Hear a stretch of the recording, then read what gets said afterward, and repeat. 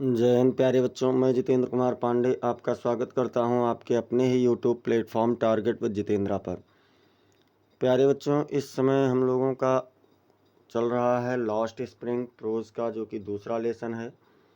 और इस दूसरे लेसन को लिखा है अनीस जंग महोदया ने। अनीस जंग महोदया हमने कल ही बताया था कि हैदराबाद की हैं और ये भारत भ्रमण पर निकलती हैं, तो कुछ कहानियाँ देखती हैं, कुछ भारत की दयनीय स्थिति को देखती हैं।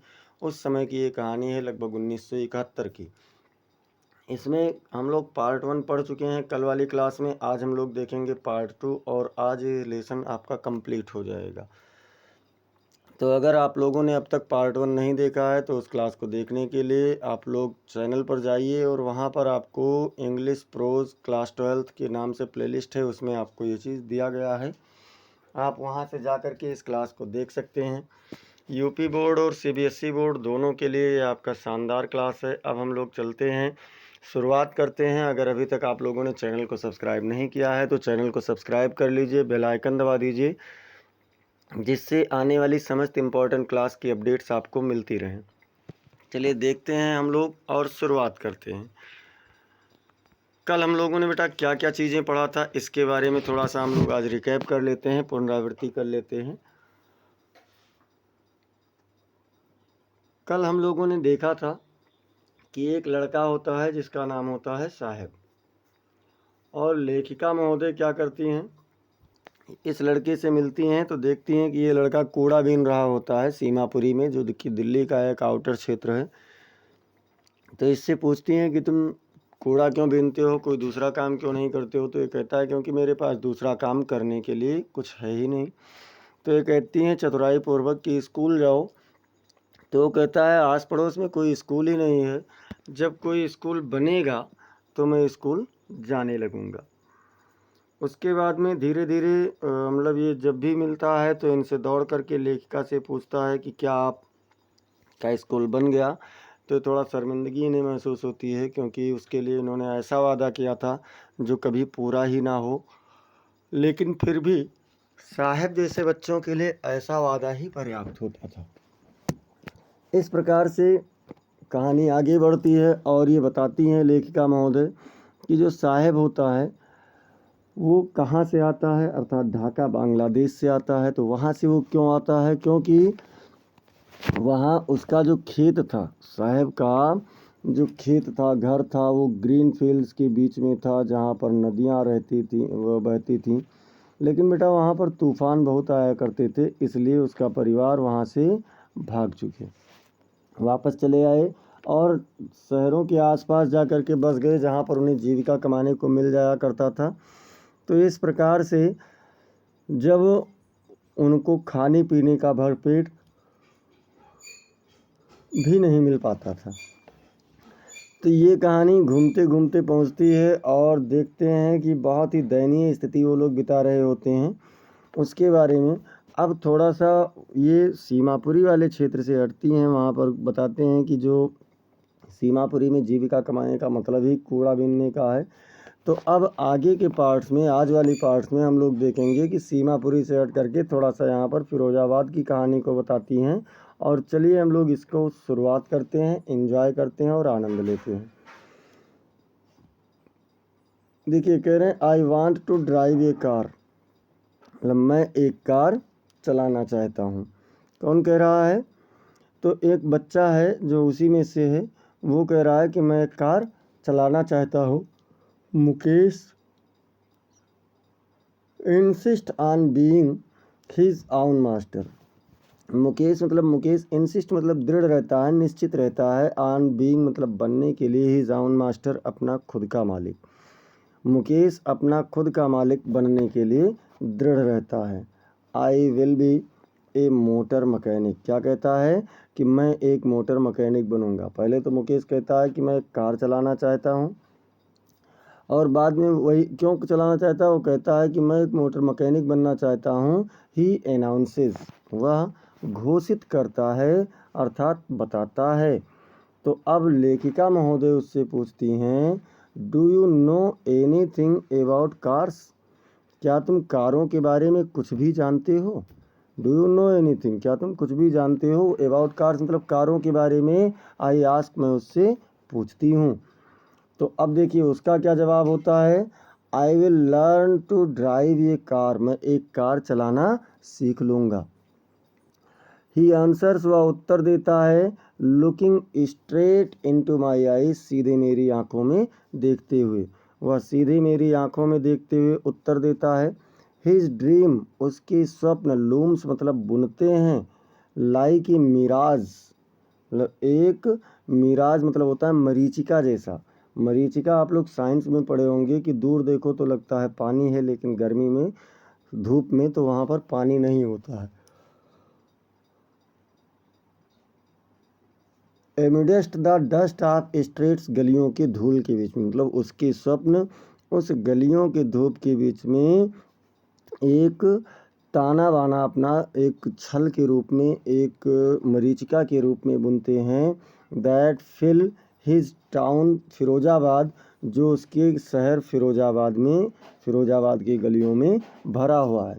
अच्छा फिरोजाबाद क्या है, तो फिरोजाबाद कैसा शहर है, फेमस फॉर इट्स बैंगल्स, अपने चूड़ियों के लिए प्रसिद्ध है।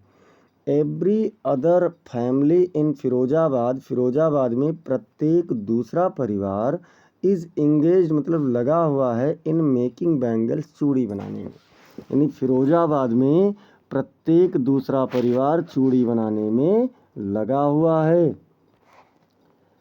It is the centre of India's glass blowing industry, it is the centre, ये केंद्र है, ऑफ इंडियाज़ माने भारत की, ग्लास ब्लोइंग कांच पिघलाने के इंडस्ट्री मतलब उद्योग का, ये भारत के कांच उद्योग का केंद्र है। वेयर फैमिलीज, जहाँ पर परिवारों ने हैव स्पेंट माने बिता दिया है, जनरेशन्स माने पीढ़ियाँ, वर्किंग माने कार्य करते हुए, अराउंड फर्नासेस मतलब भट्ठियों के चारों ओर, जहाँ पर भट्ठियों के चारों ओर परिवारों ने कार्य करते हुए पीढ़ियाँ बिता दिया है। वेल्डिंग ग्लासेस, कांच को जोड़ते हुए, मेकिंग बैंगल्स, चूड़ियाँ बनाते हुए, for all the women in the land it seems, ऐसा प्रतीत होता है कि इस पृथ्वी पर सभी महिलाएं मतलब जितनी भी महिलाएं हैं उन सब के लिए वह लोग चूड़ियाँ बनाते हुए बिता दिए हैं। फिर देखिए भैया, Mukesh family is among them, Mukesh family मतलब मुकेश का परिवार, इज़ एमॉन्ग देम उनमें से एक है, मुकेश का परिवार उनमें से एक है। नन ऑफ देम उनमें से कोई नहीं, नो माने जानता है, उनमें से कोई नहीं जानता है, that it is illegal for children, कि ये बच्चों के लिए अनुचित है। इलीगल मतलब अनुचित है। लाइक हिम उसके जैसे, टू वर्क माने कार्य कराना, इन द ग्लास फर्नासेस कांच की भट्टियों के आसपास, विद हाई टेम्परेचर्स उच्च तापमान के साथ, इन डिंगी सेल्स उस छोटी सी तंग कोठरियों में, विदाउट एयर एंड लाइट बिना हवा और प्रकाश के, यानी उनमें से कोई नहीं जानता कि उसके जैसे बच्चों से कांच की भट्टियों के आसपास उच्च तापमान में उस तंग कोठरियों में, बिना हवा और बिना प्रकाश की तंग कोठरियों में कार्य कराना अपराध है, अनुचित है। That the law if in force, जिससे यदि नियम लागू किए जाएं, could get him and all those 20,000 children out of the hot furnaces, तो जिससे यदि नियम को लागू किया जाए तो उसे और उन सभी 20,000 बच्चों को इन भट्टियों, गर्म भट्टियों से बाहर ला सकते हैं। Where they slog their daylight hour, जहाँ पर वह अपने दिन के घंटों को बिताते जाते हैं। Often losing the brightness of their eyes, अक्सर अपनी आँखों की चमक को खोते हुए, अक्सर जहाँ पर वह अपनी आँखों की चमक को खोते हुए दिन के 20,000 घंटों को बिता देते हैं। Mukesh eyes beam as he volunteers, Mukesh eyes beam Mukesh की आंखें चमक उठती हैं, एज मैंने जब, he volunteers to take me home, वह मुझे घर जाने के लिए उत्सुक होता है, जिद करता है। व्हिच ही प्राउडली से, जिसे वह गर्व से कहता है, इज़ बीइंग रिबिल्ट, की दोबारा बनाया जा रहा है। क्या चीज़? उसका घर। जब मतलब उसका घर दोबारा बनाया जा रहा है तो वो लेखिका को अपने घर पर ले जाने के लिए बहुत ही अधिक उत्सुक होता है और उसकी आंखें चमक उठती हैं। We walk down stinking lanes. Stinking मतलब बदबूदार, चोक्ड मतलब अवरुद्ध यानी रुकी हुई, विद गार्बेज मतलब कूड़े से। हम कूड़े से युक्त या कूड़े से भटी हुई रुकी हुई उस बदबूदार गलियों से आगे बढ़ते हैं। पास्ट होम्स घरों से गुजरते हैं। दैट रिमेन हॉवेल्स जो एक खंडहर के रूप में बने हुए हैं। विद क्रम्बलिंग वॉल्स, क्रम्बलिंग मतलब टेढ़ी मेढ़ी या कैसे दीवालों से बने हुए हैं। वॉबली डोर्स छोटे छोटे दरवाज़ों से बने हुए हैं। नो विंडोज़ वहाँ पर कोई खिड़की नहीं है। क्राउडेड मतलब भीड़ है या उसमें रहते हैं। विद फैमिलीज ऑफ ह्यूमंस मतलब मनुष्यों के परिवार के साथ। एंड एनिमल्स और जानवरों के परिवार के साथ। को एग्जिटिंग मतलब साथ साथ रहते हैं। इन ए प्राइमेबल स्टेट एक पुराकालीन तरीके से, पुराकालीन अवस्था में। लेखिका क्या कहती है कि हम उन बदबूदार कूड़े से अवरुद्ध गलियों से होकर गुजरते हैं, ऐसे घरों से गुजरते हैं जो टेढ़ी मेढ़ी टूटी फूटी दीवालों के साथ एक खंडहर के रूप में, छोटे छोटे दरवाजे हैं, कोई खिड़कियां नहीं हैं। और इन परिवारों में मनुष्य और जानवर एक साथ रहते हैं जैसे प्राचीन काल में, पुराकाल में रहते थे। फिर क्या होता है? ही स्टॉप्स वह रुकता है। At the door of one such house एक ऐसे ही घर के दरवाजे के सामने, वह एक ऐसे ही घर के दरवाजे पर रुकता है। Bangs A wobbly iron door with his foot अपने पैर से एक छोटे से लोहे के दरवाजे को ढकेल कर खोलता है। एंड पुशेज इट ओपन और इसे ढकेल करके खोलता है। We enter a half built shack we enter हम प्रवेश करते हैं। ए हाफ बिल्ट मतलब एक आधा बने हुए, सैक मतलब छप्पर में। हम एक आधे बने हुए छप्पर में प्रवेश करते हैं।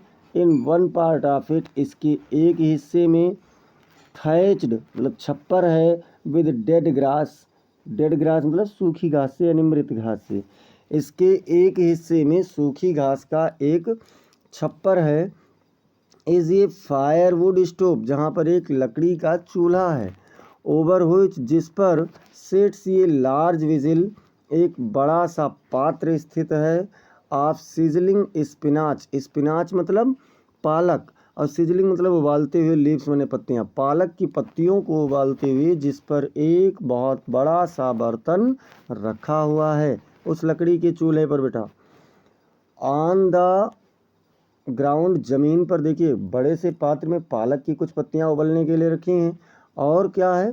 और ज़मीन पर इन लार्ज एल्युमिनियम प्लेटर्स एक बड़े से एल्युमिनियम की प्लेट में आर मोर चोप्ड वेजिटेबल, चोप्ड मतलब कटी हुई और अधिक कटी हुई सब्जियां हैं।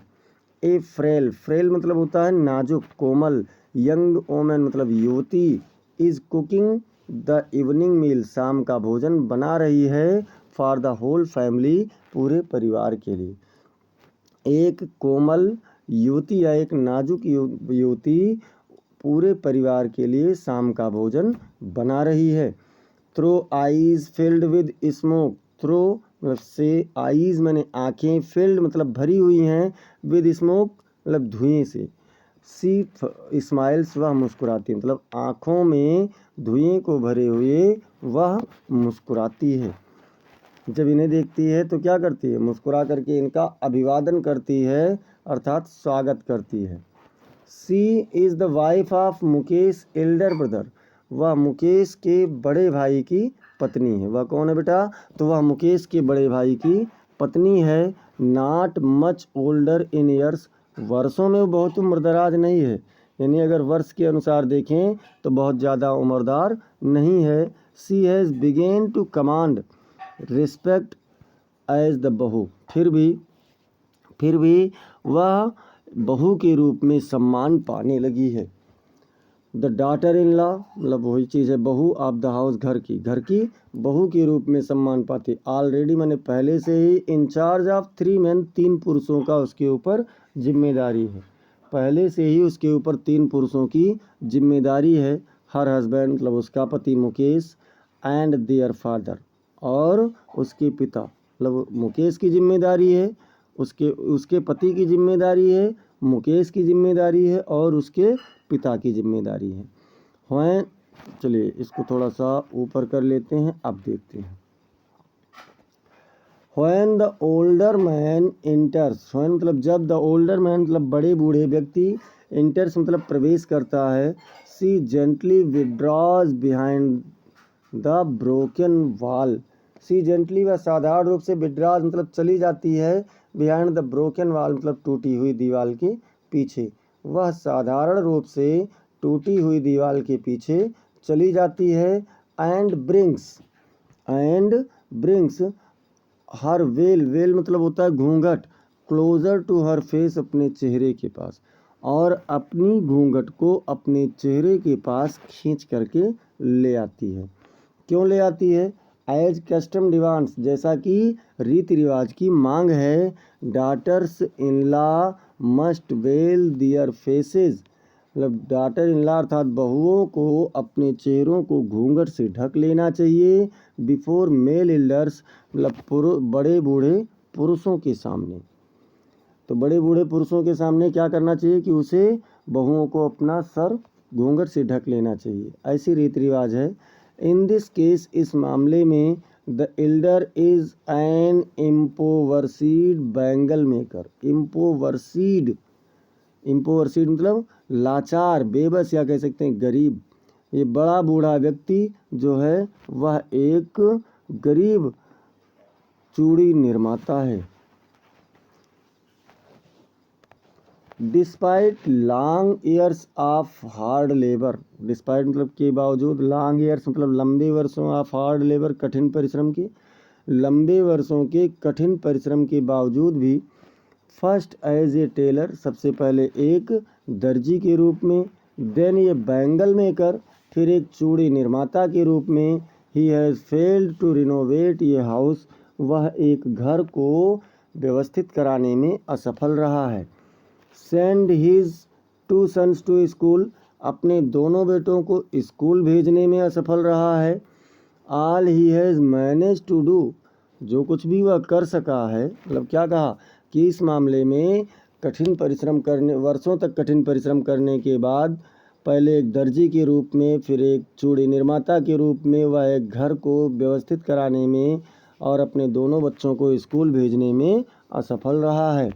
All he has manage to do is teach them, वह उसने जो कुछ भी उन्हें सिखाने के लिए, पढ़ाने के लिए जो वह किया है उसने, व्हाट ही नोज, जो वह जानता है, भाई जो जानता है वही पढ़ा दिया।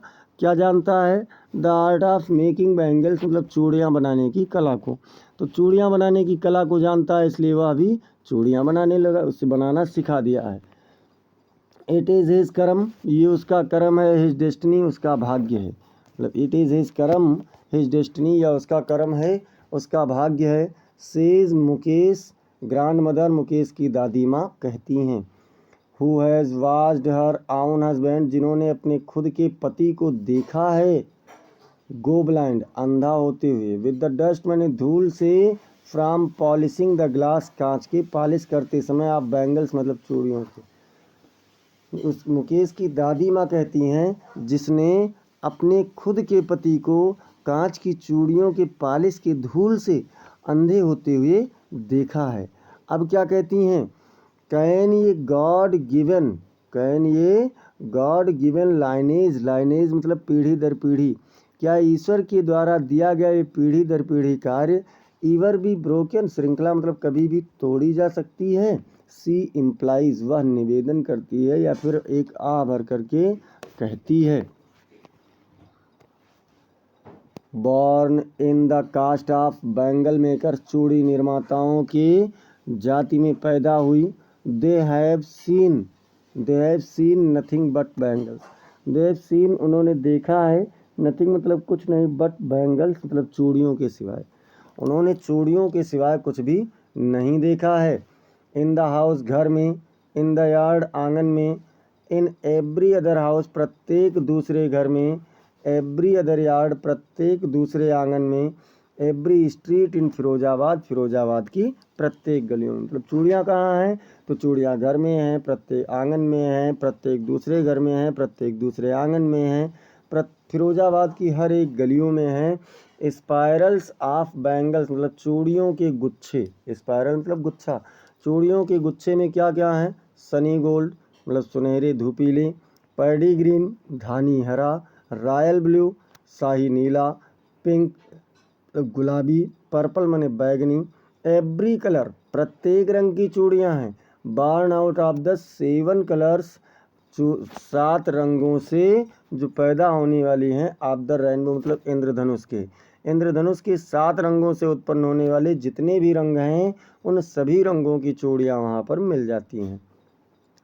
लाई इन माउंट्स इन अनकेम्प्ड यार्ड्स, लाई मतलब पड़े हैं, इन माउंट्स मतलब टीलों में, इन अनकेम्प्ड यार्ड्स उन अव्यवस्थित आंगन में, उस अव्यवस्थित आंगन में ढेर के रूप में पड़े हुए हैं। Are piled on 4 wheeled hand carts, are piled मतलब एक ढेर के रूप में है, ऑन 4 व्हील्ड, 4 व्हील्ड मतलब 4 पहिया वाले, 4 पहिया वाले हैंड कार्ट्स मतलब हाथ गाड़ी पर पड़े हुए हैं, जिसे पुश्ड बाई यंग मैन युवा व्यक्तियों के द्वारा ढकेला जाता है। एलॉन्ग द नैरो लेन्स उन सकरी गलियों में से, आप द सैंटी टाउन उस बदबूदार कस्बे की, उस बदबूदार कस्बे के उन सकरी गलियों में से जिसे ढकेला जाता है।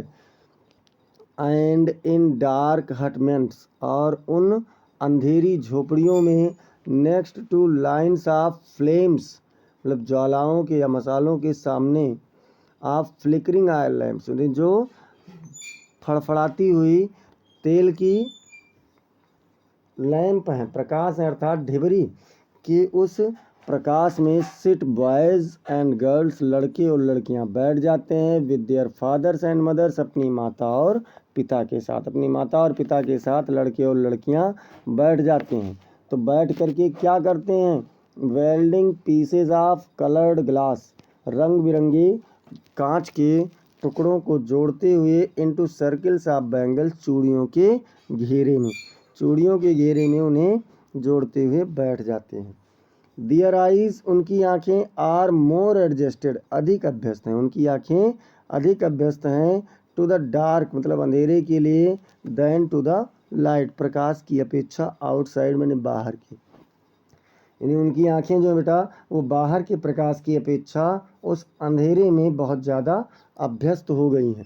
दैट इज़ वाई यही कारण है कि they often end up losing their eyesight, वह अक्सर अपने आँखों की दृष्टि को खोते जा रहे हैं, बिफोर दे बिकम एडल्ट युवा होने से पहले ही। सोचिए वृद्ध की तो छोड़िए, युवा होते होते ही वो अपनी आँखों की रोशनी को खोते हुए जा रहे हैं। अब देखिए ये चीज़ वहाँ पर बताया गया, अभी मुकेश के घर का स्थिति चल रहा है।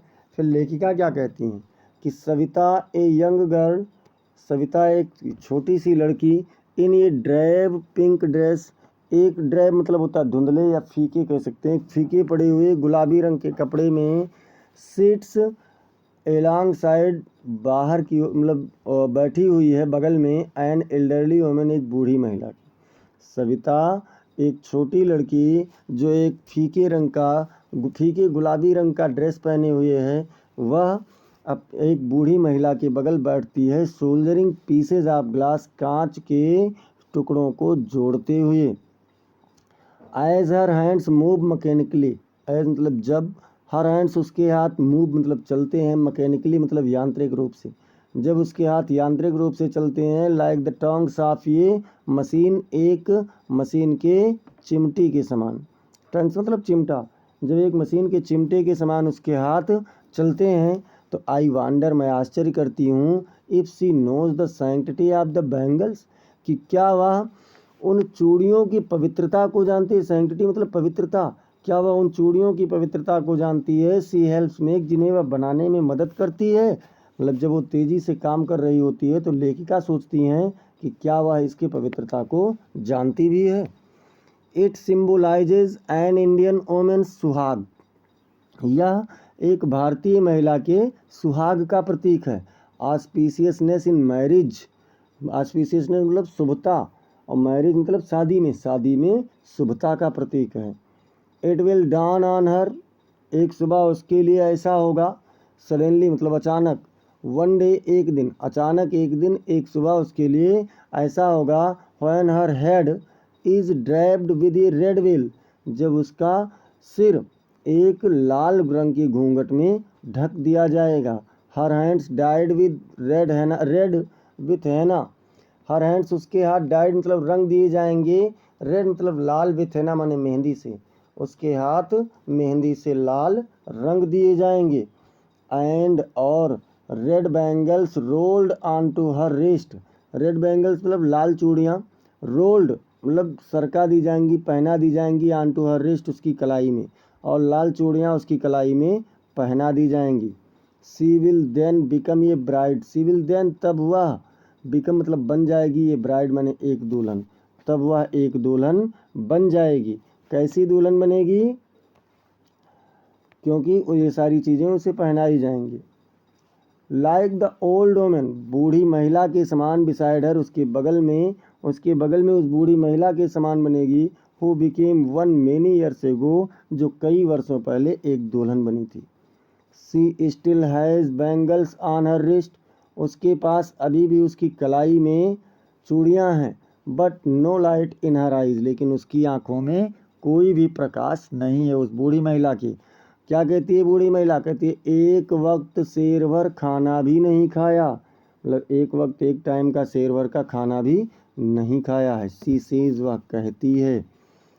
In a voice drained of joy, in a voice मतलब एक आवाज़ में, ड्रेन्ड ऑफ जॉय मतलब सूखा, ड्रेन मतलब सूखा, ऑफ जॉय माने प्रसन्नता से, जो प्रसन्नता से वंचित है, सूखा है, मतलब वह एक प्रसन्नता से वंचित आवाज़ में कहती है कि उसने एक वक्त शेर भर खाना भी नहीं खाया है। She has not enjoyed even one full meal in her entire lifetime, उसने अपने संपूर्ण जीवन में कभी भी एक बार भी भरपेट भोजन नहीं किया, उसका आनंद नहीं लिया। दैट इज़ व्हाट, ये वही है जो शी हैज़ रिप्ड, उसने पाया है, उसने काटा है। हर हस्बैंड, उसका पति, एन ओल्ड मैन, एक बूढ़ा व्यक्ति, विद ए फ्लोइंग बियर्ड, एक लहराती हुई दाढ़ी के साथ, सेज मतलब कहता है, उसका पति एक बूढ़ा व्यक्ति जिसके पास एक लंबी सी लहराती हुई दाढ़ी है, उससे वह कहता है, क्या कहता है? I know nothing accept bangles, में चूड़ियों के सिवाय कुछ भी नहीं जानता हूँ। ऑल आई हैव डन, जो कुछ भी मैंने किया है, इज़ मेक ए हाउस, एक घर बनाया है, for the family to live in, परिवार को रहने के लिए। जो कुछ भी मैंने किया है, मैंने परिवार को रहने के लिए एक घर बनाया है। अब देखिए, हियरिंग हिम, उसे सुन करके, वन वंडर्स, कोई भी सोचता है, इफ़ ही हैज़ अचीव्ड, कि क्या उसने प्राप्त कर लिया है, what many have failed in their lifetime, जिसके लिए कई लोग अपने पूरे जीवन काल में असफल हो गए हैं। ही हैज़ ए रूफ, उसके पास एक छत है, ओवर हिज हेड, उसके सिर पर उसके पास एक छत है, और ऐसा करने में बहुत से लोग असफल हो गए हैं। The cry of not having money, the cry मतलब रोना चिल्लाना, ऑफ नॉट हैविंग मनी, रुपए ना होने का, मतलब रुपए ना होने का रोना चिल्लाना।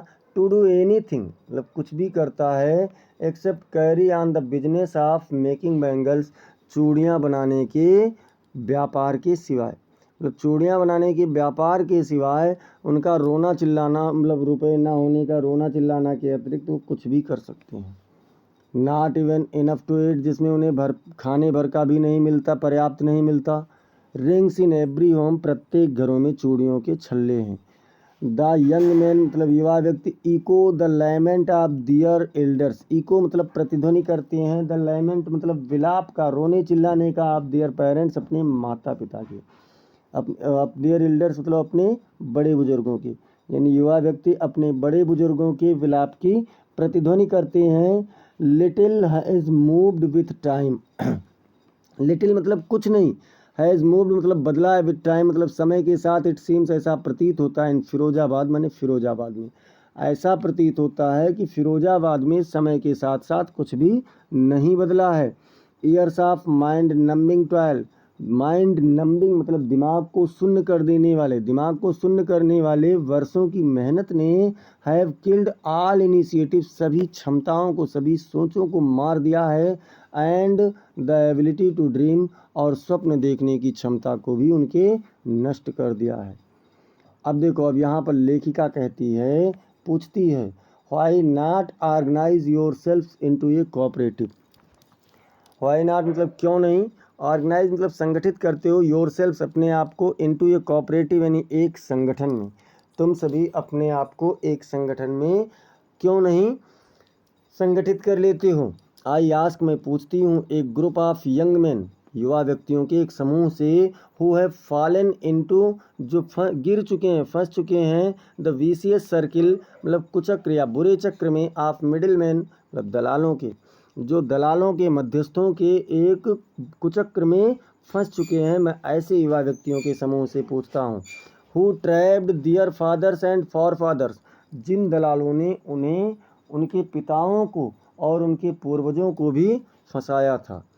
Even if we get organised, यदि हम संगठित हो भी जाएं, तो संगठित सब क्या कहते हैं वो लोग कि यदि हम संगठित हो भी जाएं, वी आर द वंस, तो हम ऐसे एक व्यक्ति होंगे, who will be hauled up by the police, hauled up मतलब घसीटा जाना, जिसे पुलिस के द्वारा घसीटा जाएगा, बीटन पीटा जाएगा, एंड ड्रैग टू जेल, और घसीट करके जेल में डाल दिया जाएगा। क्यों? फॉर डूइंग समथिंग इलीगल, कुछ अनुचित करने के कारण, मतलब उनके ऊपर कोई ना कोई मुकदमा चल जाएगा, कुछ ना कुछ उन्हें अनुचित बात की ओर लगा दिया जाएगा।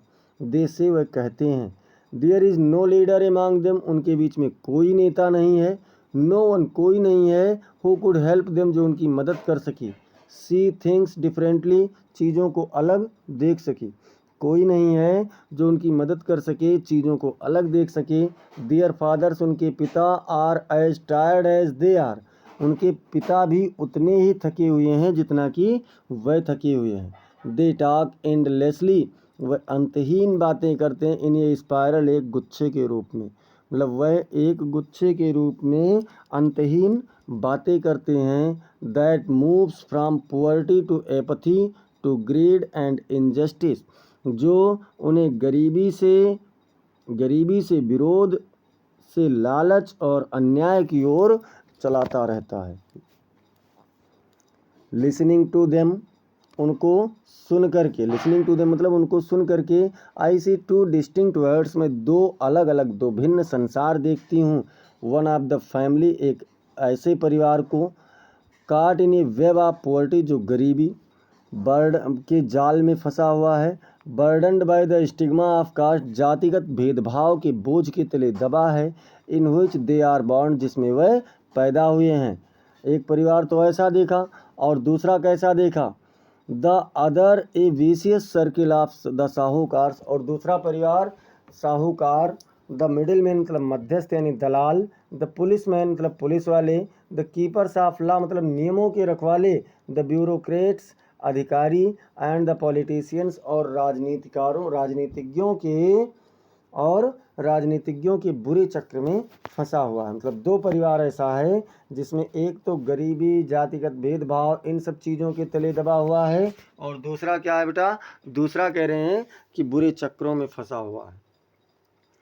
टुगेदर साथ साथ, they have imposed the baggage, उन्होंने लाद दिया है, थैला लाद दिया है, ऑन द चाइल्ड बच्चे पर, that he can not put down, जिसे वह नीचे नहीं रख सकता।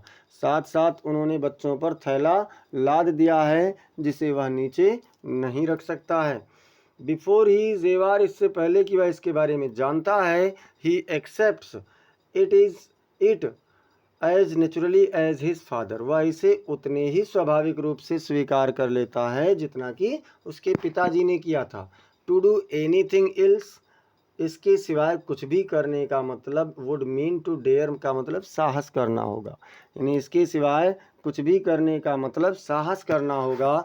And daring is not part of his growing up, और साहस करना उसके बढ़ने का हिस्सा नहीं है। साहस करना जो है वो क्या है बेटा, उसके बढ़ने का यानी उनके वहाँ पर रहने का हिस्सा नहीं है।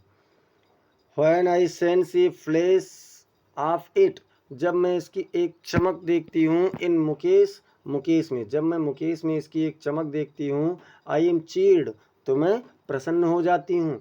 आई want to be a motor mechanic, Mukesh क्या कह रहा है कि मैं एक मोटर मैकेनिक बनना चाहता हूँ। ही रिपीट्स, वह दोहराता है।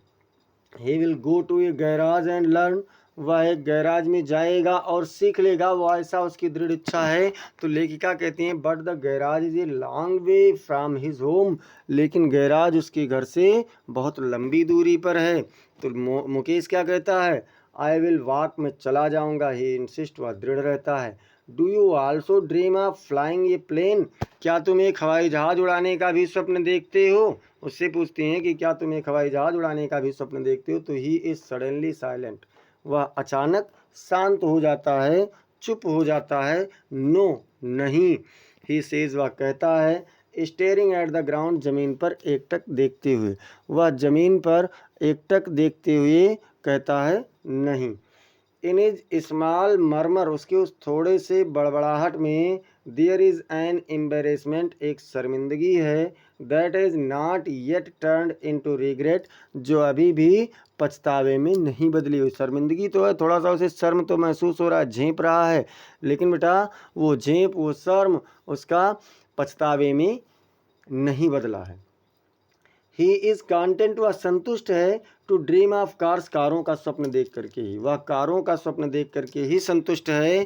That he sees hurtling down the streets of his town, hurtling मतलब आते जाते, जिसे वह अपने शहर की गलियों में दौड़ते आते जाते देखता है। Few aeroplanes fly over Firozabad, और फिरोजाबाद के ऊपर बहुत कम ही हवाई जहाज यानी कभी कभार उड़ते हैं, इसलिए वह हवाई जहाज उड़ाने का स्वप्न नहीं देखता है। तो ये बेटा जो पाठ रहा, इस पाठ में हम लोग देखते हैं कि ये बहुत ही दयनीय स्थिति वाला पाठ रहा है, बहुत ही वैसे कह सकते हैं संकटपूर्ण पाठ रहा है। भारत की स्थिति क्या थी, लोगों की स्थिति क्या थी, उसके बारे में बताया गया है। लोग कैसे डरते हैं और कैसे अपना जीवन यापन करते हैं। तो इन सब चीज़ों को पढ़ने एक बार ज़रूर पढ़ें, पूरा क्लास पढ़ें। और इसके बाद में अगर अब तक आप लोगों ने बेटा चैनल को सब्सक्राइब नहीं किया है तो चैनल को सब्सक्राइब कर लीजिए, जिससे सभी क्लासेज आपको मिलती रहें। बेल आइकन दबा दीजिए और क्लास को आप लोग लाइक कीजिए। लाइक करने के साथ साथ इसे आप अपने मित्रों के पास शेयर करें और कमेंट सेक्शन में ज़रूर बताएं कि क्लास आपको कैसी लगी। अगर कोई सुझाव है तो उसे भी बताएं, इनके प्रश्नोत्तर भी चाहिए तो उसे भी बताएं। जो जैसा आप लोग कमेंट में बताइए उस हिसाब से फिर आगे की रणनीति, आगे की योजना बनाई जाए। मिलते हैं फिर हम लोग तब तक के लिए अगली क्लास में। तब तक के लिए जय हिंद, जय भारत।